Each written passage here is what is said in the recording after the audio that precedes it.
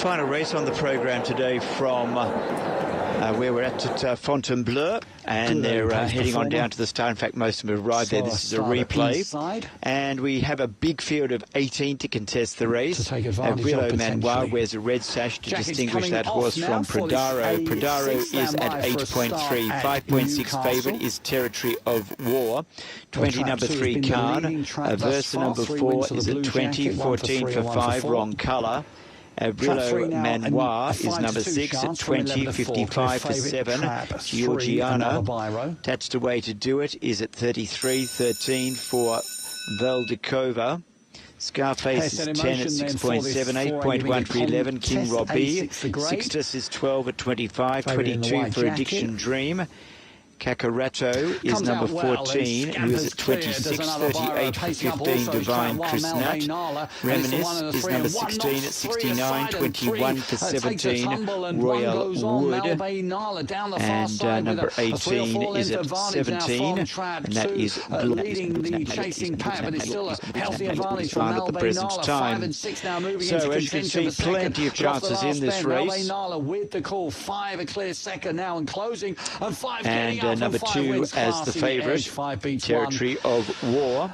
The best news of all, another Biro 16 starts, 2 wins, 3 minor placings. Yet to go over this journey, has been twice here to Fontainebleau and does have an actual victory against his name. Ran 5th beaten 2 lengths over 1400 at Deauville. Back to 1100, unproven over the journey. He remains the favourite. Number 1 in the race is Pradaro.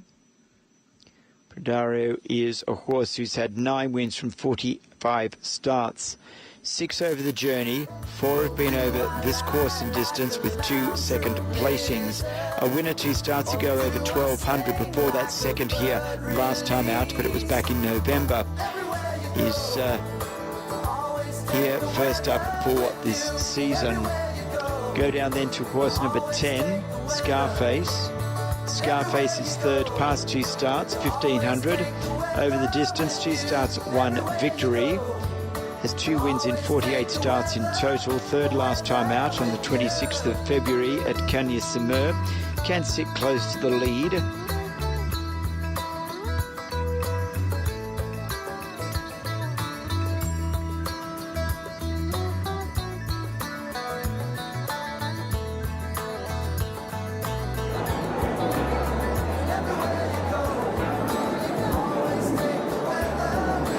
Then we go down to horse 11, King Robbie. Now King Robbie comes here with 4 starts over the journey.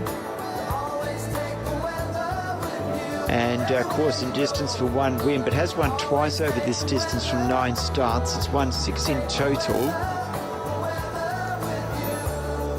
Glory of Rome has moved in.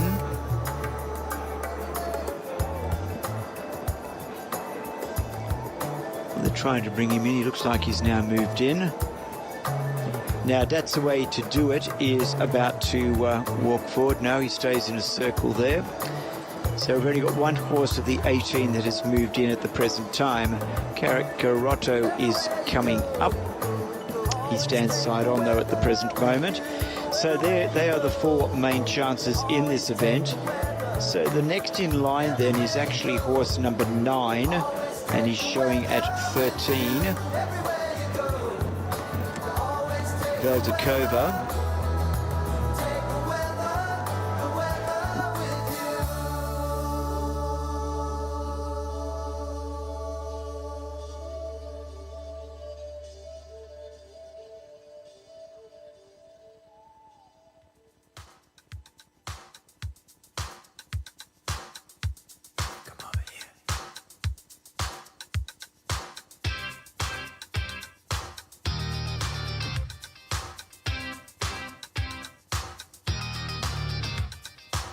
One, the outsider of the party, running out of trap 6. Had 5 races at Sunderland.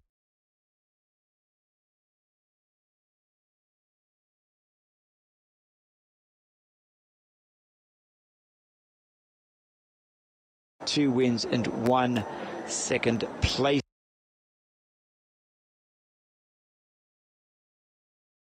And the spoils. To do it has moved in. They are really struggling to bring Kakarota in. Kakarota. He's looking to reverse the form. Kakarota is still to move in. They're pushing that horse forward. As the runners leave the after those 5 horses, we're then looking at 20 to 1 or longer. 50-metre contest. Number 6 in the race, Avrilo Manoir, is a 20 chance. It's 2 placings from 3 starts over the trip. Number 3 in the race is Khan. Has had 3 runs over the distance for 2 wins and a third, which is not a bad record. And has been down the track of late. From a handicap mark perspective, is down a kilo. It's been racing over 1200, not seen since the start of November. A couple of wins on the card. She now sends out chasing Colbert. So, Scarface has moved in along with good trial back, a couple of others as for the well. In the orange jacket. Territory of War stands up well. Being loaded now. A1, our now they're attempting to bring into line Addiction Dream. So the outright favourite, number 2 in the race, Territory of War, is drawn out wide on the track. Territory of War is from gate number 15 of 18. A1, 339. Addiction Dream's moved in.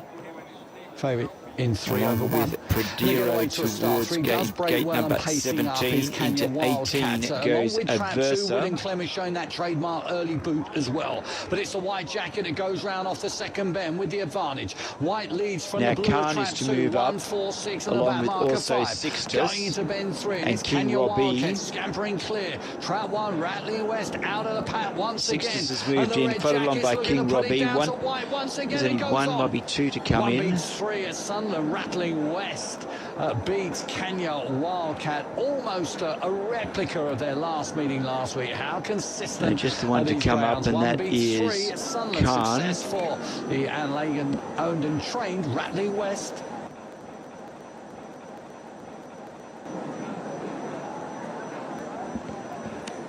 So Khan about to be brought forward. Fabian Lefebvre riding this horse. Look, we're a solid horse, probably a good benchmark. Territory of War, horse 2 is the favourite, ahead of horse number 10. Getting into full use yet, or what? Scarface. It's getting there. It's really good. He changed the line of it, so it's all been re-railed. The surface started arriving on Monday, so they're flat out putting that in as we speak. John Wade's on the digger. There's a few diggers we're waiting for Khan to come up. That you were using Chris the other 17 runners stand patiently. Khan is facing the wrong way at the moment. We boxed horses over, so we've had a few over this morning. We had 10 at Newcastle.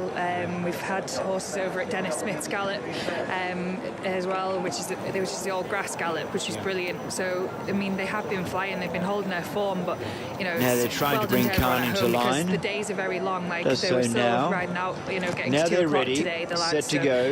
You know, thanks to them, really, they're putting in the extra shift, and it's really track is paying cleared, off. ready, set, you've got to go racing. Territory of War towards the outside began smartly with Addiction Dream and also Pradaro. Widest runner in the yellow with the blue cross sashes is Aversa. Coming through is Reminisce. The orange jacket of Scarface is prominent. Now toward the centre is Voldakova, along with also Sixtus. They will follow them by King Robbie, and next then is Georgiana. Towards the near side rail is coming through Cara Rotto, and also in that group there is Avril Manoir. They will follow behind them by further back to Royal Wood. Toward the rear is Glory of Rome, who is one of the last, along with Khan, and also well back Wrong Colour along with Divine Christant. They bunch up as they race down toward the last 200. Coming through to take the lead here is Pradaro. Pradaro has gone to the lead. Territory of War in the blue and white stripes goes with that horse. Scarface is there. Now Royal Wood works home, as does Sixtus,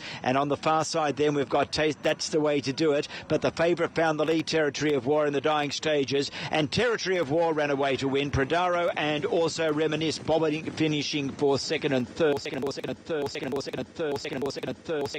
and then came That's the Way to Do It. A win to number 2, Territory of War, Maxime Guyon. That's the Way, Territory of War is the winner. Second home is a photo, Pradaro on the near side, Sophie Voigt, or number 16 Reminisce, Ludwig Boisseau. It has gone to number 1 ahead of 16. Fourth in was horse 10. Our last time, so What do we make of the betting here? It's very, very tight at the top between the two trainers we heard from. Yeah, and a bit of furniture readjustment there, it seems, as well, Tom, by the looks of it. I'm not quite sure how that happened. The camera wasn't on at that time, I don't think. But anyway, all seems well, or we assume all is well. Good that we got an update on your Greenwich as well. Yeah, dear. But all's it's a bit of a different game to this. But Tom Cody, I think we mentioned at the earlier on in the programme. I'd be pretty positive about that second here last time out behind Valdanza, and that's acknowledging that it isn't an easy race to weigh up because it was a small field and the two of them had it between them a long way out. But the time of the race compared with others on the card was pretty good, and I thought he should have won it, really. You know, he kind of went through the race like a better handicapped horse than Valdanza, who himself is really progressive. Now, admittedly, he threw it away, and there's an element of being cautious about him because of that, but I think if he's delivered a little bit later than he was on this occasion, and he doesn't give himself that opportunity to hang fire and idle his chance away a little bit in front, then I'm sure there's more wins in him. And given that it's course form as well, I'd just have him slightly favoured ahead of who himself admittedly does have some strong form and a really progressive profile. Yeah. And I've no doubt he'll be winning more handicap chases. Yeah. Sky Hill's been here twice and won twice, 11 years of age now, third on reappearance at Sedgefield. Beat Event of Savola, who has won here at Catterick since, so that form's holding up from New Year's Day. Aquila Sky's down the weights, as we said earlier on. Ribeye's had 69 days off, disappointed 3 times since winning at Hexham last spring. And Grove Road, we were hoping really at Lingfield, so that'll be easier for Grove Road. I think the track and trip will help Grove Road, and the hand. I mean, on his penultimate start, he actually went through the Uttoxeter race like he was he was in good form and not badly handicapped, and he's now £7 lower after a couple of runs. So if it all came together for him, then he's not without a chance himself. Amy Ryan's announcing today, isn't she? We had a chat about her favourite subject at school. It was a short list, wasn't it? She not? No, she seemingly not. She was spending a lot of time. A geography teacher used to let her watch the horse racing. Well, she was focusing on her future career. She was, yeah, as a jockey riding out all the time. Absolutely, she was, yeah. So we didn't really get. Oh, PE. The PE doesn't count as a favourite subject, though, does it? Of course it does. Well, does it? Why not? Well, it's a subject. My son's taking it. My son's got GCSE, yeah, when he goes to school. But yeah, no, I mean, it's like no. But I was thinking more about your English and your maths and such like that. Yeah. So PE. Well, shall we put PE down on this? I've got a clipboard here. Shall we write? We'll put PE. We've not got Matt, the cameraman's favourite subject. Matt.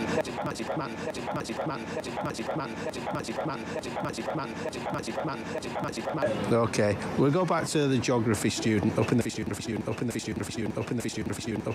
Peter, flag goes up. They're walking in.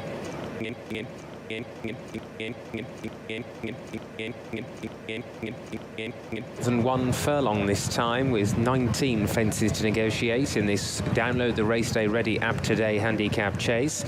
And Grove Road sets off at the head of affairs for Nick Schofield to bring them down to fence 1 from Haston Claremont. And watching them all get over number 1 in good style. Back in 30, Sky Hill in the predominantly blue and yellow colours as they now come to their first open ditch, which is number 2.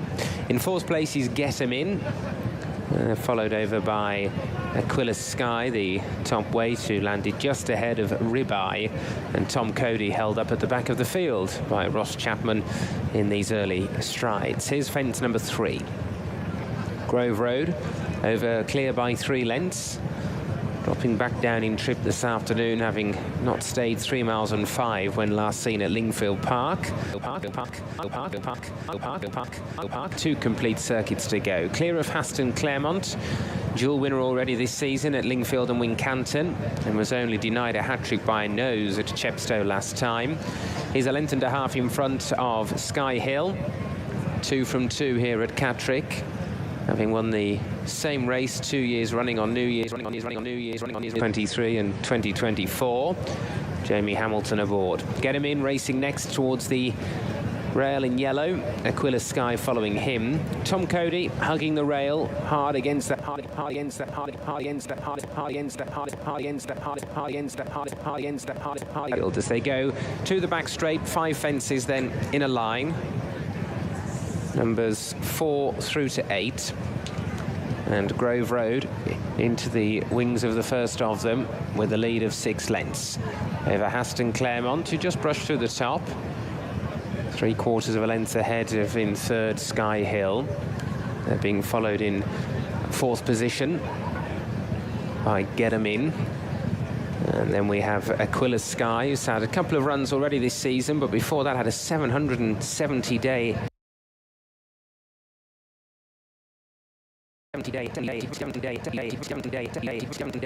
on the far side. He jumped it ahead of Ribeye, who's pulled his way back through to relegate Tom Cody to be last once more.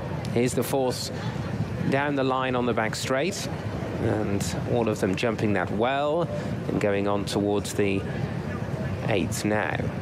Grove Road continuing with a clear advantage. Booted into it and he came up well. He landed clear of Haston Claremont, and then Sky Hill in 3rd, who's half a length in 4th up on Get 'Em In, who's had just 5 runs over fences, but he's failed to complete in 3 of them, including when running out at the first at Musselburgh last time, so he's got a bit further already here today. A length and a half away to Aquila Sky, 2 lengths away to Tom Cody, who once again has pushed back Ribeye to be the back marker as they come down the hill, back into the straight, and to fence number 9. Grove Road jumping well at the head of affairs, has got into it. He sizes up the 3rd open ditch. His lead is reduced down to about 3 lengths on the approach to this, but he's still got a clear break on the field, and comes up ahead of Haston Claremont, Sky Hill, Get 'Em In, Aquila Sky. Tom Cody, who's won twice this season over fences as well at Newcastle and Wetherby, still in front of Ribeye at the back of the field. Here's number 11. Grove Road just had to put himself right there, and he flicked through the top, and his lead is now only a couple of lengths coming up the home straight with a circuit left to travel. Haston Claremont has always been prominent. He's racing in 2nd position, followed through by Get 'Em In, racing towards the inside in the yellow. Next to him is Sky Hill, a neck away 4th. Tom Cody is 5th in the pink and grey colours, matching strides now with Aquila Sky, and 2 lengths down to Ribeye as they go over towards the back straight. Ribeye, who was in good form in the spring of last year, but hasn't really matched that in his 2 runs this winter as they go out onto the back straight. They've got 8 fences still to jump in the Download the Race Day Ready app today handicap chase. There's been little change in the order so far, and in the main they've all jumped pretty soundly as well as we go to another plain one. Grove Road will rise 4 clear from Haston Claremont, who just got in a bit close, pitched on landing there, and down on his nose was Get 'Em In. He went from 3rd place back to last now as they move swiftly on to another. Grove Road over in front, Get 'Em In again untidy there at the back of the field as they move towards another open ditch down the far side. Grove Road coming to it from Haston Claremont. Tom Cody still going well down towards the inner. Sky Hill and Ribeye, who's travelling pretty powerfully down towards the outside of the field. Aquila Sky Get 'Em In behind them as they come over another plain fence, and bad mistake Tom Cody there. He jumped really well until then, but he just dived at it. He went from 3rd back to 5th position, and he's trying to recover that spot as they jump the final one on the far side. Grove Road made a mistake there. Went in front. Aquila Sky was untidy. Get 'Em In losing ground at the rear of the field. So having said they'd all jump well till they entered the back straight, they leave the back straight with a ragged round behind them, and it is Grove Road in front by a length and a half, just trying to wind up the gallop here from Haston Claremont. Tom Cody back on an even keel in a dispute of 3rd with Ribeye. He's on his outside in the light blue and yellow. Aquila Sky turns in 5th place, just in front of Sky Hill, who's being outpaced. Get 'Em In never recovered from that mistake at the first down the back, and here at 3 out Grove Road just in front from Haston Claremont. Ribeye moving up away to the left in a line of 3. Getamin's been pulled up. They come down to the final ditch now. Haston Claremont and Ribeye move away from Grove Road. Tom Cody, Sky Hill trying to rally, and then Aquila Sky. The front two have gone clear, and it's Haston Claremont, the red and white, Ribeye on the left, and these two come to the final fence clear of Aquila Sky. It was just Haston Claremont who rose in front, and he got away from it quicker as well. Put 2 lengths between him and Ribeye. He's trying to challenge. Aquila Sky's running on him, not doing a great deal in front, pricking his ears, having a look around, but he's doing more than enough. A 3rd win in the last 4 starts for Haston Claremont. Ribeye 2nd, Aquila Sky 3rd, Tom Cody 4, Sky Hill 5, and the long-time front runner, Grove Road, the last one home. An informed horse wins it, and wins it well. Haston Claremont. Aquila Sky, the 3rd, Grove Road. Tom Cody made a crucial mistake on the far side when he was in a good position in 3rd at the time. Getamin never recovered from that early mistake on the 2nd circuit. But Haston Claremont is a horse who's holding his form remarkably well, and that form when he split 2 subsequent winners, Twilight Glory and Stellar Stream at Chepstow, is really strong and has held up again, Martin. And he's a really strong stayer, isn't he? He's needed to be today, I suppose, because he came under pressure. I thought Ribeye might throw down an even stronger challenge for most of the home straight, but Haston Claremont has really stuck his head down when he's come under pressure and powered on and seen his race out really strongly. And he's got a real honesty about him, the way that he jumps and stays on and finds for pressure. He's a likeable horse, isn't he? And he is improving pretty quickly at this sort of level, and you'd imagine that he can stay even longer distances, some of those marathon chases, the local national races and the like that they have, maybe even back here at Catterick for the North Yorkshire National next season. He's that type of horse, I think, who will just keep on galloping. I remember Bryony Frost gave us a great interview at Market Rasen one day saying that when horses gallop, the actual movement of the gallop fills their lungs naturally. When they hit a fence, almost like just empties the lungs of oxygen. So that's the reason it takes its toll. And at that stage of the race, going down that far side in a rhythm sort of track, Tom Cody, that's cost him, really. Yeah, he was kind of stalking Haston Claremont at that point and giving it. Ross Chapman was giving him a nice ride, and he just belted that fence, didn't he? And he lost a lot of ground momentum. Then he had to fill up again and use himself up. And he was, when horses make a mistake like that, very rarely do they really finish off, and he hasn't been able to. I suspect, given how comfortably Haston Claremont has won in the end and how he really did stick on and find plenty, he would have been pretty hard to beat anyway, to be honest. Do you think it's harder on a track like this as well, Martin, though, like when it's as sharp as it is and they start trapping when they get on that far side at that bend? Well, it came at a bad point of the race because they were really starting to quicken at that point, so he's made a bad mistake and lost his momentum, and then he's had to try and pick up again at a point where the tempo's increasing, so it wasn't straightforward. Ribeye's run really well, so has Aquila Sky. That's much more like it from him, and suggestion being that he could maybe win over fences Aquila Sky in the future based on this effort. Yeah, Ribeye had been off nearly 70 days and he disappointed on his last 3 runs prior to that. Now, Jonathan Burke is currently giving a debrief to the trainer via video call, really, because Noel Williams is doing the cameraman work and Jonathan is giving his assessment of the performance. Now, there'll be a photograph and then we'll get second-hand what the winning jockey had to say about it. But, Haston Claremont, a horse who's holding his form remarkably well, and it's photograph still to have the photo picture. Yeah, we'll obviously wait for that. And Noel Williams, the winning trainer, in on the snap as well. That'll be on the sideboard of Connections. Very quickly these days, it's all digital. No problem having to go down to bonus print these days. Good to see you, Jonathan. Nice win. This is a horse holding his form really well. He is. Just saying to know he's come a long way from the first day in Plumpton. It might have looked a great run that day, but I was pleased for his first run over fences. So he's taken a great step forward. Probably unlucky not to win the last day as well. Just didn't go through the ground in Chepstow as well as I thought. But he's improved for that run, and that run is tacky, and he definitely handled that better today. So he races a nice way. He's never going to go and win by big margins or anything, so he'll always give himself a chance. So yeah, I was asking Noel, was that a worry that could be repeated here, just maybe losing touch with him if he ran a little flat on the far side? But not so today, seemed to go well. Did it work out? Talk us through the race. Pretty much, yeah. Like, I probably would have liked something to take me a bit further, but Grove Road was a good horse in his day, and I didn't want to give him too much rope, so it was a balancing act. But from the back of 3 out, we quickened up well, and I winged the last, which then left me in front, but he was idle, but he was after doing plenty, so I was very impressed with his jumping today. He was very slick from fence to fence. It was good. I know you've to Wayne, but he stays ahead of the handicapper, like you say, with his racing style. Could he be better on better ground again? I think he will, yeah. Like, as we move into the spring, I think he's done well to handle this tacky ground, so move into the spring, he could be a better horse on nicer ground. 4-hour journey, said Noel, but it's worth it. It'll be shorter going back. Thanks for joining us. Indeed, thank you. Cheers. Thank you, Jonathan. Trading at 12-1 is Shirley Lindley's Pity Me Becker, the outsider of this party.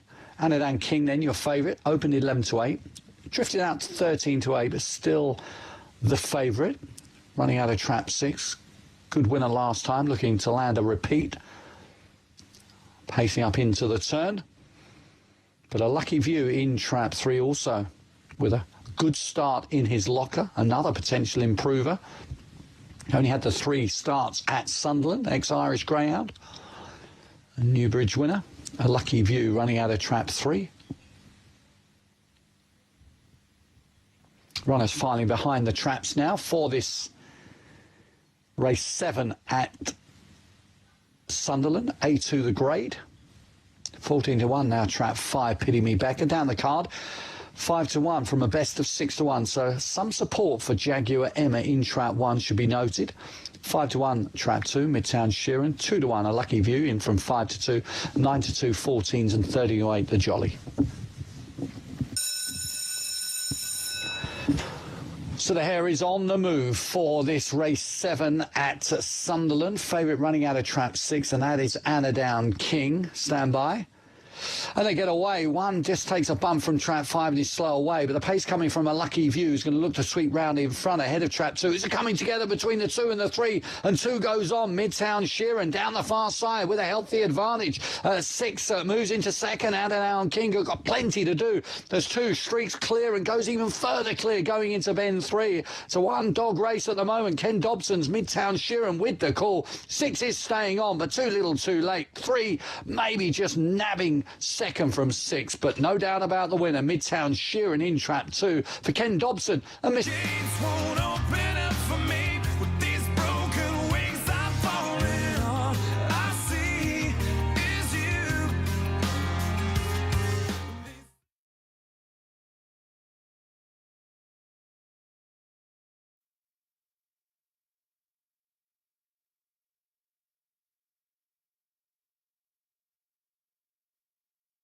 to enjoy here at Kempton this evening. They divided both the 6 furlong and 7 furlong Class 6 handicaps, so good opportunity for Connections to get a winner on the board. It's relatively small fields, just hit 16 or 17 to divide. But our feature is at 6:30. That's race 5. That's the highest quality race of the meeting. That is a 66 to 85 3-year-old only handicap. We've got 8 going, and Media Shoot has been quite busy on New Weather this winter. I saw him win on a Saturday night in 0 to 75 company, very impressively for Carl Burke and Clifford Lee.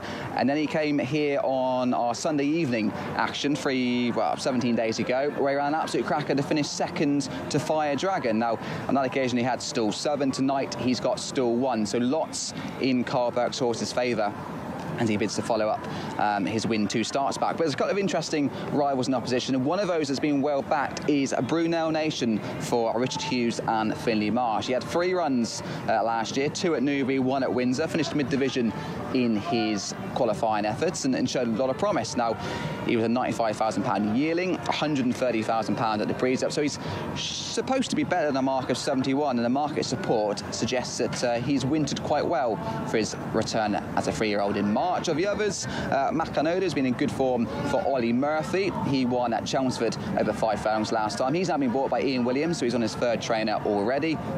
And Mashadi is also on his 3rd trainer, but he remains in the ownership of Ammo Racing. so he's interesting, having his first start. Kevin Phillip at the Foy, and Roman Emperor has got lots of form with Media Shooter. He beat him at Lingfield, but was behind him at Kempton in that Sunday evening race. So that's our feature at 6:30, a very competitive 8-runner contest. I'm looking forward to that. The other highlight for me is the mile-and-a-half maiden for 3 and 4-year-olds, the B, C and D banded contest, so for horses that probably cost around about 55,000 or less as yearlings, or the sire had a relatively small median auction price. So it does mean you've not got your Godolphins, you've got your slightly smaller yards represented. And I thought that an interesting runner was North Winterfell for Sean Woods. Sean's had a good start to 2024, 3 from 12 with his runners so far. Borgie won nicely at Seville last night, and I thought he shaped well in a normal novice at Wolverhampton. Only 5 ran. He took on 2 Godolphin runners from Charlie Appleby. £425,000 Shaco Bede Al Maktoum purchase from Carl Burke's team.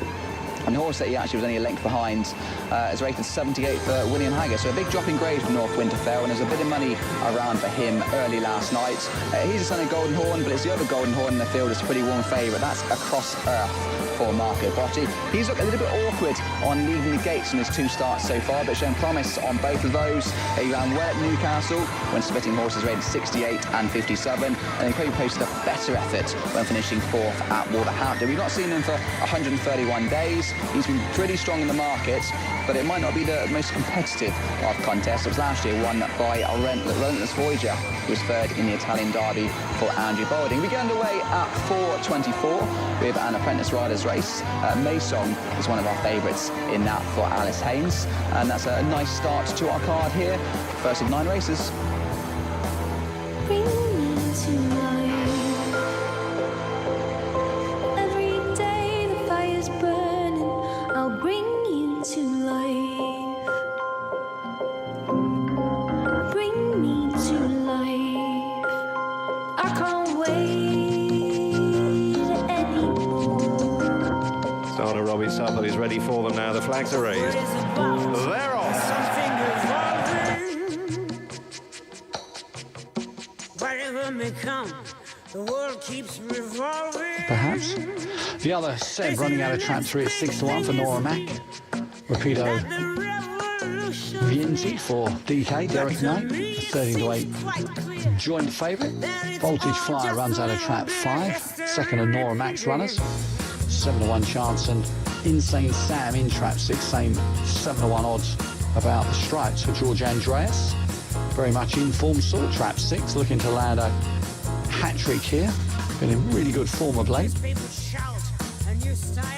It's won its last 2 starts, 11th of Feb and 17th of Feb, off the back of a break, and had won its previous 2 starts, so 5-timer possibilities here for Insane Sam, running out of trap 6, albeit this will be a lot harder for the ground in the striped jacket, hence his 7-1 odds here.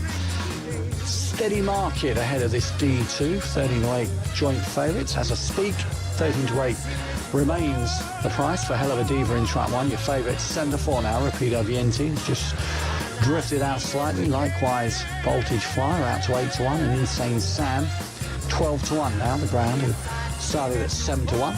Runs behind the boxes. Won't be too long before we're racing once again at the Sussex venue. Race 1 on the programme at St Galmier was home of the greatest ground that ever lived. It's a grade E. Only Regan Bob, 7, 6, record 4 and 13. breaking. Number 7 is Jack George Curtis, and going well. trained in Cliff Curran owned runner. Last time out went favourite champion performer on the 17th of February. Jack Reacher has had acknowledged at the awards on Sunday. 2 victories. Last time out, behind the boxes, in fact, the last of those to be boxed away. Winning ways. Looks as if it's Number trap 6 2. in the race is Kurz Rapido. As there is Tony Taylor. Starts with no shoes on for 4 wins and 2 second placings. A really strong record. So here's set in motion for this sprint, 285 metres. Just 2 bends. The horse is going well. And they get away to a start too. Kurz Rapido breaks out in front, but look at the pace of trap 1. Hell of a Diva. Hell of a show of pace into the first bend. secures the Mobile lead. has had 3, three the other mobile set comes starts, from out the 1 pack minute and and 2 tries to second chase down placings. Trap 1. Good But one chance leads is round number the second 6. bend with the advantage. Horse 1 from number 3, four in the that's how they race finish. is Genjoy Maybe. Success is for a Hella winner. Diva running out of Right, Trap 2 starts to 1 go for at this Jamie particular course Kingsley, in and the Walk Up Here, There and start. Everywhere Has had the 9 syndicate mobile starts has for been... two The times we're in, minutes. though, isn't it? Good bounce Yeah. back here, and he's well drawn How to go big an impact would into that have forward on position turnover or for a race settle like that back? when you've only got And 3 at number runners? 13 Is it a in the complete race, write-off which is sometimes just when it's It's like not that? great. It's just like you get the favourite backers on that favourite, and obviously they get beat as they just have this afternoon. But it's not the best betting race in the world, is it? No, Martin and me were saying at the top of the show that it's hard for punters to get engaged when there's only there's so few runners. Overall, does that affect your turnover as well? Speaking as a general bookmaker, do punters engage less on a day like this when fields are small? It can do. It depends what sort of customers that you've got on board, really. I mean, we have some big hitting favourite backers, so this will probably be a losing race for us. But you like to lay a favourite, but what I don't like to, but you just have to take it as a loss. yeah, just take it as a loss. I mean, they do get beat. I mean, that last one got beat, didn't it? So it does happen. It's just you've got to take what you laid, haven't you? Whatever. Your trade, yeah. You'd love to be in the ring at Cheltenham next week, I bet. No, I wouldn't be quick enough at Cheltenham. Would you not? No. But all them favourites won't win. They won't all No, definitely win. not. And we're going to do placements on most of them next week. So yeah, but we did placements last.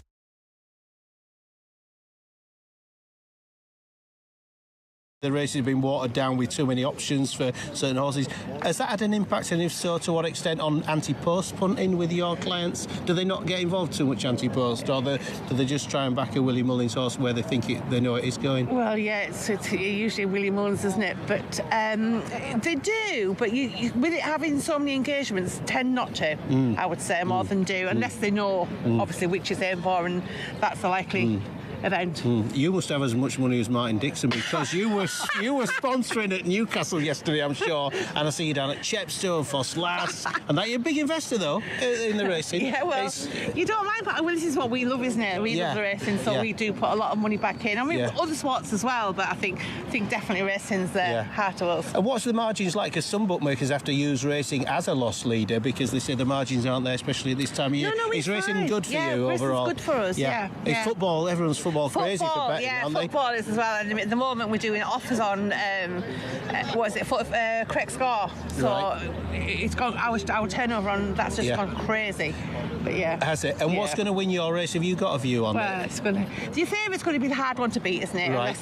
Unless there's a mishap on the way, he's got to be the favourite, isn't he? And maybe, And what about next week? Is there one horse that you have laid more than any other for next week, or has it not been a big anti-post month not really. for you? We've got quite a lot of anti-post money, but nothing is like panicking at the moment. No, you've got wait your... for Tuesday. Yeah. Panic will start. You're doing what all good bookies do. You're covering your liabilities. You're making a book. Yeah. And just final question. You are what we'd call a bookie. You don't just follow the exchanges. You take a view. Yeah. That's good. And you lay a bet? Yeah, lay a bet. You can get a bet on a Vickers bet? As long as you can prove everything that the gambling commission want, we'll take a bet. Absolutely. All above board. Thanks for joining us. Yeah. Really appreciate it, Joe. Thanks so much. Bye-bye. Thanks a lot. You can give that to Martin. He's standing by in the wings, Martin Dixon. He's going to join us now. Thanks a lot, Joe. All the best. Hope it goes well in your race. Should we have a look at a few of these in the paddock? Let's have a look at them, Peter. Yeah, okay. We should look at the favourite. Number 2 on the card. That's Barry. Should we start with Barry Kane? Just we can do if you want. Just because it's right behind us. Number 2, Barry Kane. Just thought the favourite would be hard to beat. So yes, But like I say, she loves standing a favourite. Right, we've got Barry Kane. Still not quite sure how he won at Huntingdon last time out, but he did. It didn't take much interest early on in the race. He is, I think he's not always like that. He doesn't always have that lazy style, but he certainly did last time out. Thundered home off a good gallop that day. The extreme stamina test suited him, but I think in a small field around this... Hair set in motion then. Flag has been waved. Bell sounded. Hair on the move.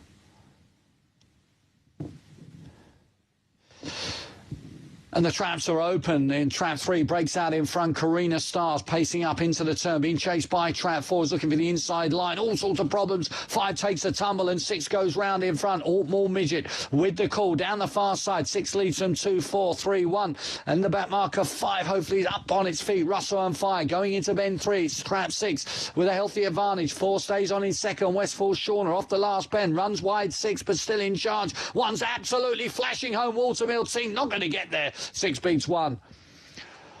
Altmore Midget running out of trap 6 for Tom Edgar, and Maryport Groundworks beats trap 1, the far finishing Watermill team. But the best news of all was trap 5, Russo on fire on it. It's a small field, he'll probably get his own way, and he's officially £2 well in after being reassessed on Tuesday. What do you think then? It's hard, isn't it, with these 3 runners? I don't have. It's not your race, is it? I wouldn't be confident enough to be piling into Burrows Hall, if I'm being honest. Yeah. If I was a smaller stakes punter, maybe Champ Royal, you know, I think he'll give you a good run for your money, but it's not a race that I've got a betting opinion on, to be honest with you. No, fair enough. No, I always ask the question, of course. Yeah, we've got a Hunter's Chase to come after this as well. So, but we'll concentrate on this feature. It is the best odds guaranteed at Vickers Bet Handicap Hurdle. Let's go back to Tom. Yeah, I was looking at Joe and thinking maths, personally, but I don't know. Jury's out. Shall we have a look at Burrows Hall, who was a good winner last time, and is looking to follow up here under the penalty, a couple of pounds well in. Ground is similar. It was comfortable. Now, this was a 0 to 110. So obviously, technically, this is a step up, but then it's a defeated field with just 2 rivals. So he might well be able to dominate under Nick Schofield. That's surely what he's going to try and do. Edward Austin rode Champ Royale to success over course and distance last time, who was just on the speed, but I would imagine he'll give way to Burrows Hall to go and lead, and Barricane, who was also a winner last time, was patiently ridden. So I don't know. I take the point Martin's saying. Do you want to pile in at this sort of price? Probably not. But most likely winner, yes. I'd sort of half be hoping that Champ Royale and Burrows Hall go hard up top, and it might just set it up for Barricane, but he probably want to race still with a little bit more enthusiasm than last time. Ground should suit, mind.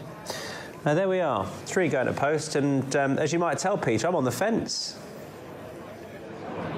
Yeah, or on the hurdle. I've just had a word with Jo after what you said, and you'll be surprised, as I was, to know that she hated maths. A bookie who hated maths, Tom. Her favourite subject, she said, was PE. I said that doesn't count. You think that does count, didn't you, Martin? Well, of course it does. She then said cookery. Does cookery count? That's all economicus, isn't it? Yeah. Food tech, they call it these days. Yeah, that's right. That's a good answer, that though, counts, isn't it? Doesn't it? Food tech. OK. I think both of them count. Yeah. Well, Tom wanted to know. We're just investigative journalism, this is, isn't it? It's only 3 runners, Martin. We've got a lot of time to fill. Do you want to make it more erudite and tell us how this race is going to unfold? Please, well, it won't be very complicated, I don't think. Burrows Hall should bounce off, shouldn't he, and try and make the running. Champ Royal will be the closest pursuer, and Barricane, it'll depend what mood he's in and whether he's enthusiastic enough to latch onto the back of them early. He wasn't at Huntingdon, but he did come home well, so we've got an enthusiastic front runner in Burrows Hall who doesn't always finish off his races and find as much as you expect him to. He went 101 and got beaten on that penultimate start when he was turned over. He looked sure to win and then he wilted and he was beaten quite comfortably in the end. So he's not always the stoutest of finishers. Barricane is. So there could be a little bit of in-running carnage potentially in this. There could be. We need some jeopardy. There's only 3 runners, so there could yet be jeopardy. We know the outcome of the best turned out horse. They've just given that prize to Barricane, who's bidding to give Ollie Murphy and Lewis Saunders a winner again. The flag is up. Here we go. So our 3 runners turn to face the starter. And that's it, they're away. Jumping off for our longest contest of the afternoon. 3 miles, 1.5 furlongs, and a total of 12 flights to jump in this best odds guaranteed at Vickers.bet handicap hurdle. And they race on towards the opening flight with Burrows Hall leading in the early parts here, ahead of Barricane and Champ Royal, who are racing almost together as they rise at number 1. And with Barricane jumping a little more fluently than Champ Royal, and they're second and third then behind Burrows Hall, who comes down towards flight number 2 in the hands of Nick Schofield. Barricane away to the left in the dark blue, red and white colours, jumping about a length away, and then Champ Royal, who's in orange and white stripes, red sleeves, away to the right as we look at them, and they make their way in front of the enclosures with 2 circuits to go.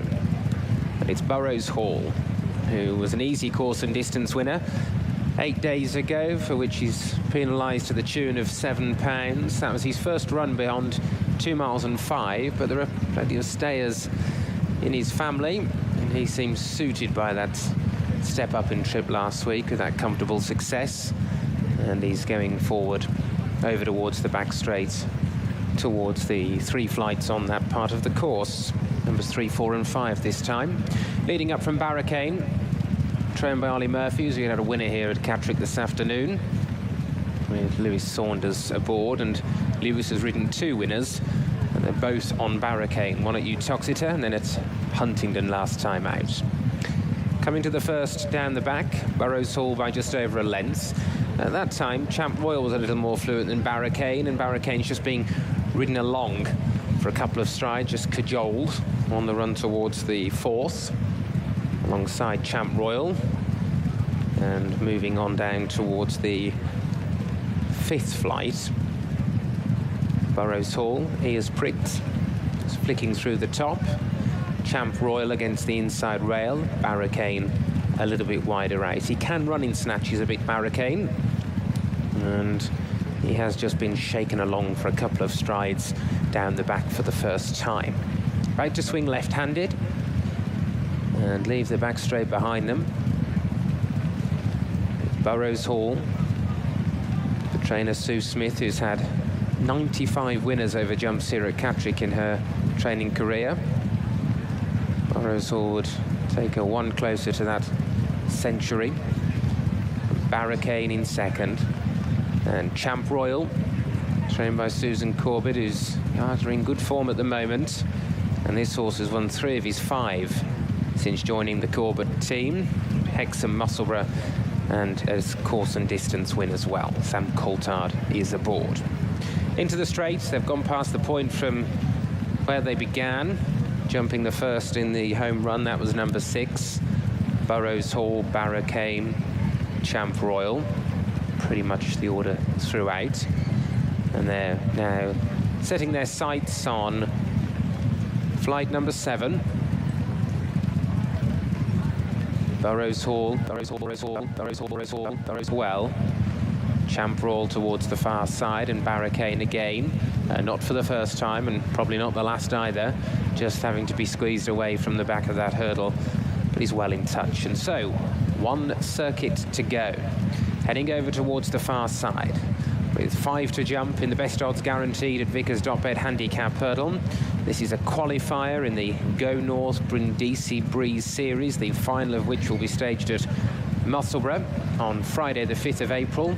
That whole weekend will encompass the Go North finals. There'll be a handful at Kelso on the Saturday and Carlisle on the Sunday as well. Onto the back straight they go. Burrows Hall from Barricane. There's 3/4 of a length between them, and there's a length then to Champ Royal. Now, Champ Royal for the first time just sees Sam Coulthard getting a little lower in the saddle, and he responds. He does close in again as they go towards this first down the back. And Champ Royal got that wrong, just bunny hopped it, and he's ridden away from it as well, a little more firmly. So his 2 rivals here, Burrows Hall, are both having to be intermittently ridden along in behind him. As he bowls along down towards 3 out. Barricane still well in touch. despite not having travelled with great fluency. But he dived at that barricade. Lewis Saunders, a tremendous recovery. Well done, that young man. He had both of his legs on the one side of the horse. He got it back, but he has lost 3 or 4 lengths and maybe plenty of momentum with it as well. And so Burrows Hall leads them out of the back. He hasn't been headed. Champ Royal hot on his heels, directly behind, and they're 5 or 6 clear from Barricade, who's doing his level best, and he does stay well to try and get back into it. They swing out of the back straight, 2 to go. Burrows Hall by half a length. Champ Royal moving up on the outside. He's closer now than he's ever been. He's moving alongside. They'll dispute it, turning back to the home straight. And now Nick Schofield just begins to ask for a little bit more from Burrows Hall on the run down towards 2 out. Barricane is about a dozen lengths away in third. And here is the second last, and Champ Royal has moved on. Champ Royal will pick up just in front here from Burrows Hall. There'll be 3/4 of a length between them, and there's a much more fluent lead than from Champ Royal, and that allowed the lead to go up to about 2.5 lengths. Burrows Hall is offering very little in response at the moment. Barricane plugging away back in third. They're coming down to the 12th and final flight, and it is Champ Royal from Burrows Hall. Champ Royal by around 3 to 4 lengths, being kept up to his work. Pops over for Sam Coulthard from Burrows Hall in second. Barricane back in third, and on the run to the line, Champ Royal beginning to draw away now, and will enhance that already good record since joining the Susan Corbett team. He's now at 4 from 6 for this yard, and it's another comfortable win. Burrows Hall in second, and Barricane, well done Lewis Saunders, got round in third. Yeah, that was a good sit, but this was all about Champ Royal winning easily. Nick Schofield and Sue Smith, they win again over this course and distance. Right, Kempton, we're going for the opener. This is the 4:24. It's the Unibet Racing Cheltenham Preview Apprentice Handicaps London Mile Series Qualifier Class 4. And they are loading up. There's Plastic Paddy for Ethan Jones and Mick Appleby. Just a few more to go forward. And Optician is the horse that just about heads the betting, I believe, having been in decent form. Yeah, 9-4. At Lingfield, now switching back to Kempton. Not prolific winner, Mind My Song, 130. Plastic Paddy, 5-1, 6-1, and bigger the remainder. Just enough time to get James's view on the Kempton opener. And it's a tricky one, to be honest, Tom. Artisan is our hot favourite at 9-4. He is 0 from 10 at today's trip of a mile, though. That would be a little bit of a negative. The positive is he's had a really consistent campaign this winter, and he came good exactly this time last year. He had 2 wins at Lingfield and Kempton in March, but he is £5 higher than the last of those, earning up pretty promptly. Let's join John Hunt for race 1. Thanks so much, James. Evening, everybody. Stately Home and Silastar will be the last two to complete the lineup here for this first race of the evening. The Unibet Cheltenham Preview Apprentice Handicap, then, over 1 mile. Silastar is forward. 8 runners set to go. That's it, the last one settled. And they're off and racing. Silastar awkward out of the gates. Artisan very sharply away, jumped beautifully, but is immediately restrained. So that now means that the pack is shuffling a little bit just in behind them. Looked like Local Bay was a little bit short of running, ran a bit keen there in the inside, so now he drops back to be last of all. Artisan leading, joined now by another grey Stately Home on the wide outside. Maysong just in behind those, together with Eklil.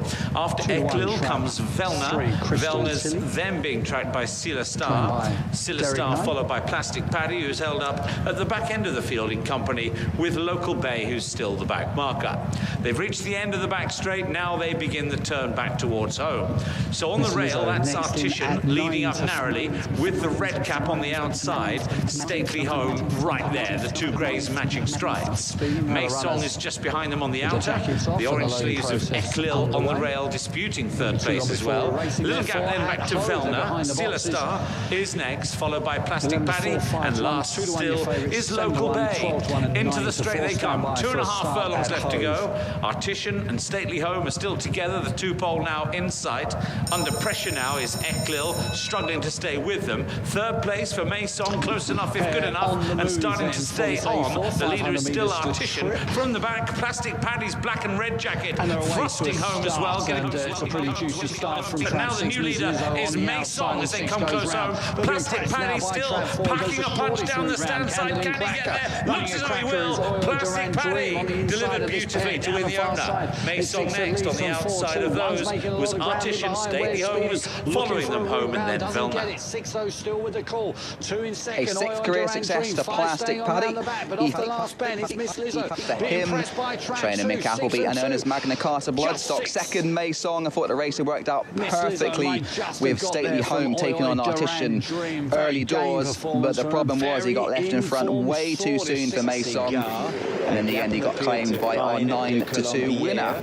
He gets back on track with Plastic Paddy, having disappointed at Southall last time out, but he earlier finished second to how impressive of Hugo Palmer's in an apprentice race here over Southern. Ridden patiently, he would have enjoyed the fact that they got racing a long way out, steady for the first couple of furlongs, but when Stately Home joined Artisan on the front end, they really quickened it up a long way out, and it left it sitting for a closer. And unfortunately Maison, a horse who really likes to hit the front at the last possible moment, he was always vulnerable to be chinned. Maison still looking for a second success on the home. Mulberry is in front. In second is Madame F. de Jumpmyra. They were followed then third on the inside. Straight across then to Newcastle for their next, which is race 9, 4:29. Trap's time. Sion Barney in trap 3. Your favourite there for Tom Edgar.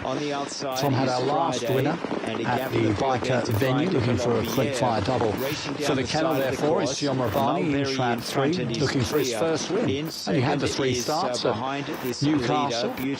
Ran closest last time behind Black House Maverick, only beaten half a length in third place. Finished just behind Anik Harry on that occasion, and just in front of Amaze Me Mel in trap 4. Also in the race was Dunquin Kitty. He much finished line abreast, didn't they? The first 4 in that race.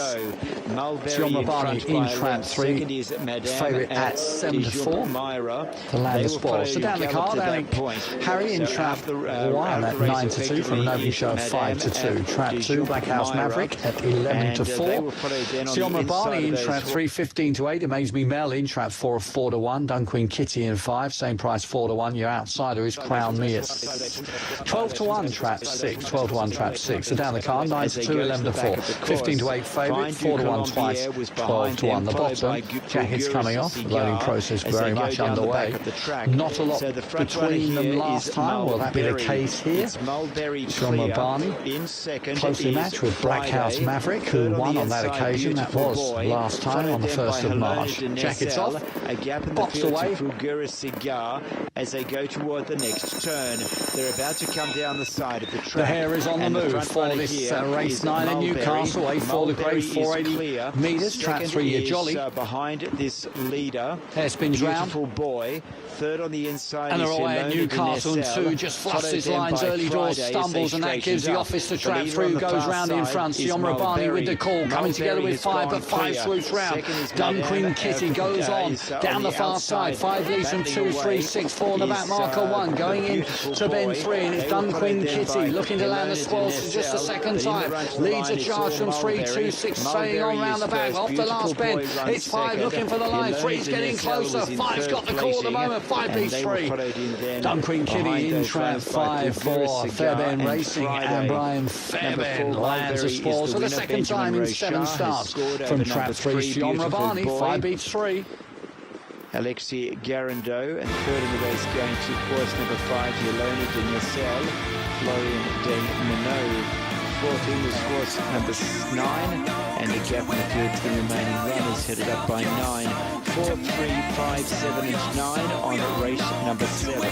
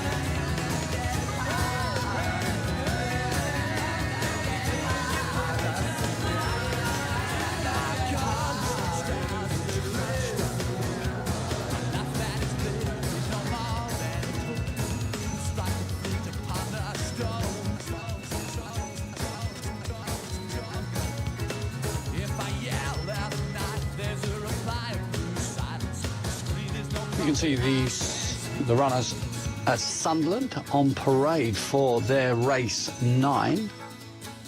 Got a favourite running out of trap 6, which is Port West Bale for Shirley Lindley. And our last winner is looking for a quick fire double is Shirley. She's got the ground in trap 6, also looking to land the double after a good win in A5 last time. This is tougher on paper, but 9-4, the favourite running out of trap 6. Did open 2-1, did touch 5-2, back into 9-4 now, trap 6. Down the card, Had to Be Silver in trap 1, opened up 3-1, touched 130, but now back into 5-2 is Had to Be Silver. Survive for favouritism is the ground in the red jacket.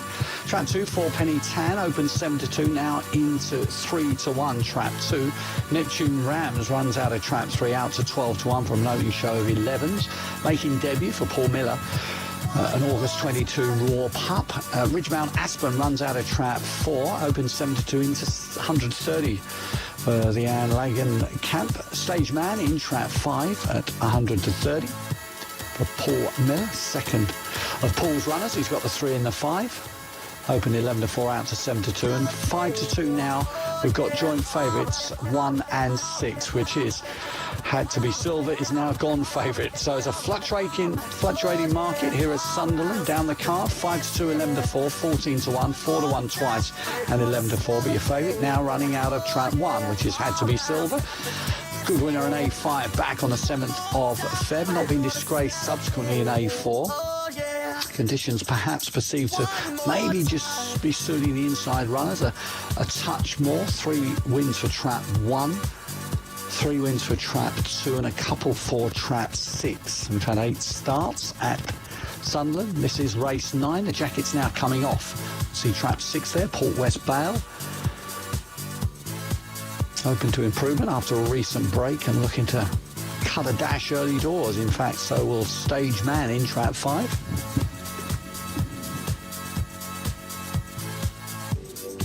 Won't be too long before we are racing once again at Sunderland.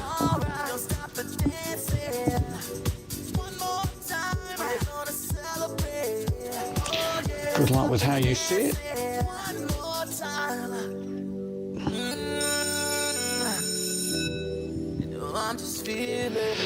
They're set in motion for race 9. Eyes down, favourite in red, Had to Be Silver. And they get away to a star 3, traps out well, not as quickly as trap 1, Had to Be Silver looking for gold, but here comes the pace of trap 3, just checks his stride slightly and moves wide into 5 and 6, and they're seemingly out the race. Down the far side, Had to Be Silver in trap 1 for Yvonne Bell with the call, 2 or 3 lengths clear of 2 and 4 in second, 4 Penny Tan and Ridgemount Aspen, but it's still the red jacket with a commanding advantage, rounding the last bend. 1's got the call at the moment from 4, but it's success for Had to Be Silver, gold for trap 1. The red has beaten the black jacket for Yvonne Bell and Mr. McGrogan. Sponsored by Jumping for Fun, which is a forum open to aficionados of hunting and point to point, no doubt. Peter Wright from the forum, an aficionado of the forum and indeed a point to point enthusiast and per se enthusiast, joins us. Welcome to you, Peter. Tell us your role overall. Well, my overall role is I'm, if you like, the BHA rolled into one. I run the point to point stuff on my own with a small team, and as you know, otherwise it's a volunteer sport for amateurs.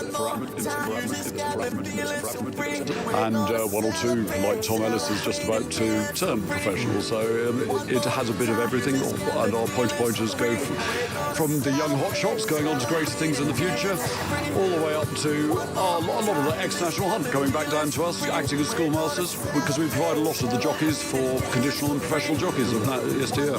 So, but Jumping for Fun itself, I get the feeling that's a forum where there's a lot of discourse about the sport. Absolutely, it's where all the aficionados of point-pointing get on and give their views, something I take a lot of interest in because golden nuggets appear with new ideas and things they like to put on, I would like to do and change, and of course the whole country is very different in how it operates in point-to-point terms, so it's always good to get those views, and we have quite a collection here today of really keen enthusiasts, and they go all over the country.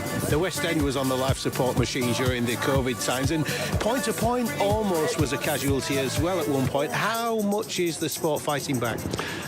The sport's doing okay. There's always lots of rumours of its impending doom, but in reality not. Yes, we're down a few horses. A lot of point-pointing was done by farmers, and they bred their own and so on. And we've changed, and it's more newcomers, enthusiasts coming in and filling the ranks. We haven't got quite as many horses or courses as yesteryear, but it's still... I think if you came along, I think we're averaging for this season 54 horses a meeting. So we're probably, National Hunt, we're quite pleased we got to 54. And the final question, I know these things are cyclical that I'm going to mention, but Irish point-to-pointing seems to be the go-to thing for a lot of the Irish trainers. How strong is English point-to-pointing in comparison to the Irish counterpart? English point-pointing still keeps its traditional ways. So the Irish point-pointing's come very much a nursery for their National Hunt side. However, we're nurturing that. It's developing. We have a few horses sold every year for a couple of $100,000 or whatever, and that's great. And that's super. We want to develop that further. We've still got progressive horses coming through, but at the top end, the Opens and the National Hunt, and of course the Fox Hunter, and today's Hunter Chase, of course, which we're delighted that Fiona and Catterick have allowed us to support. We're very keen and enthusiastic. Fiona, of course, has a great horse for the possibility for the Fox Hunter next Friday. So that's terrific news, and we have a bit of everything, which I hope everyone would enjoy if they come along. Final question: what's going to win your horse? What's going to win your race? And what was Fiona's horse next week? Well, Fiona Needham's horse is Sine Nomine in the Fox Hunter at Cheltenham, which I think has every chance, particularly if it's slightly muddy, put the Irish back in their place. And but today, I honestly don't know, but I do like Tory Graf, and it's possibly not quite muddy enough for him. Fantastic. Really nice to meet you, Peter, and good luck with it. And thank you very much indeed. Really appreciate it. Thank you. Cheers. Thanks. Back to... Yeah, Tory Graf surprise as well. Inside of double figures. That's James King on percussion. He's atop the betting 2-1. And Gabba Wright is 5-2. Windsor Avenue and number 2. Jerry Pack 17-10s. And bigger the rest. We can join our team on course soon enough. A reminder that it will be Tom Bull, Rachel Cadelaw and David Yates in for Kempton in its entirety off the back of this. Email studio@racingtv.com for your favourite Cheltenham Festival races of yesteryear. We'll play them out for you and take you down memory lane as we approach the big meeting this year. But we'll take in the last at Catterick. Peter, Martin, all yours. Improver. Yeah, and chatting there with Peter Wright, it meant that Martin was able to have a look at them in the paddock. So, Martin, just an overview, anything that stood out in particular for you?